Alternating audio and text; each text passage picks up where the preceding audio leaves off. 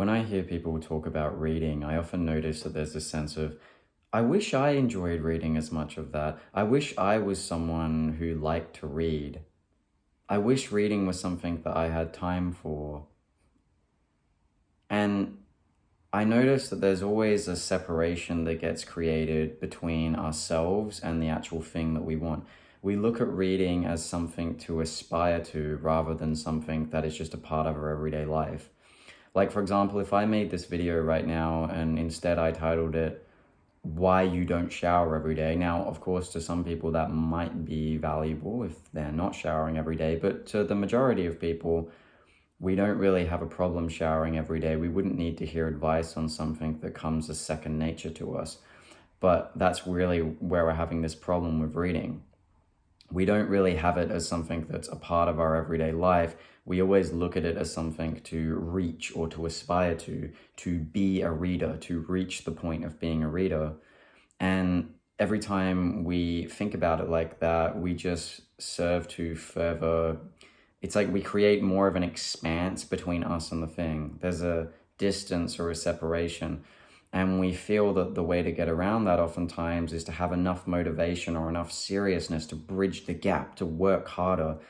And although this can be enough motivation to get us to maybe pick up a book and read half of it for the next few days, it usually doesn't seem to be enough to actually get us to build a consistent pattern. And that's because if we want to build something as a consistent pattern, it has to become part of our identity. It has to become part of who we are and how we think. Does that make sense?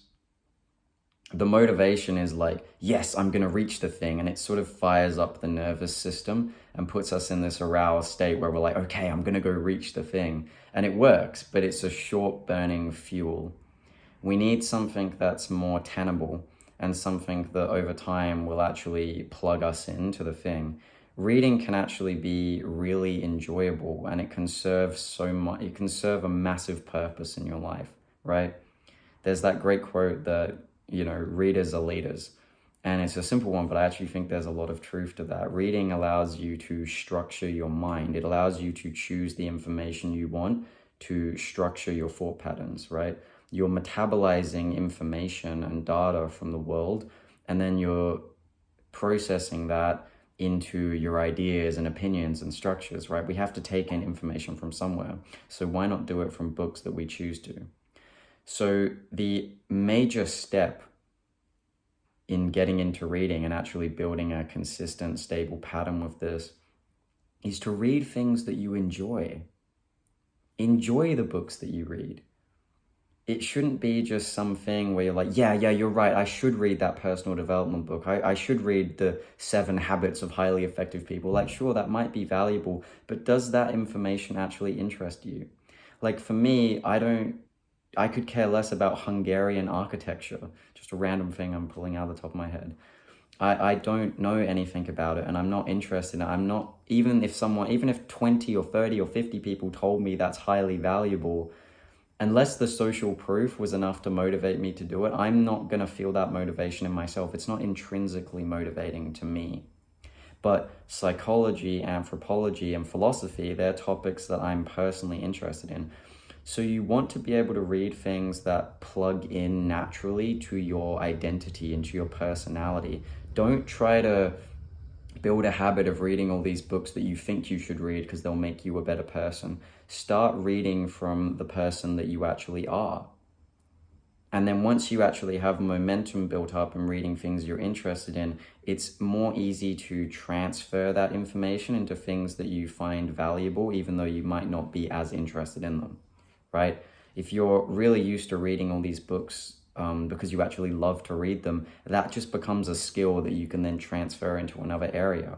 So maybe I could learn something, or a thing or two about Hungarian architecture, for example.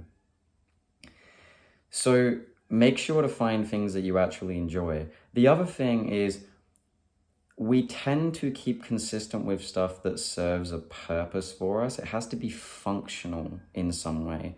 If it's not really functional, or if it's not really serving much of a purpose, we're not likely to stick with it and we're not likely to retain the information very well. So read the thing that you're interested in, because that is the major function, right? Is the enjoyment is a function, it's a purpose in itself. But on top of that, if you're reading some psychology book and it's like about, like, for example, one of my favorite books is Flow by Mihaly Csikszentmihalyi. The idea of learning how to get into a flow state and having a better understanding of what that state is valuable to me, because it allows me, it gives me access to information that might help better my mood and my quality of life. So that's useful and functional to me.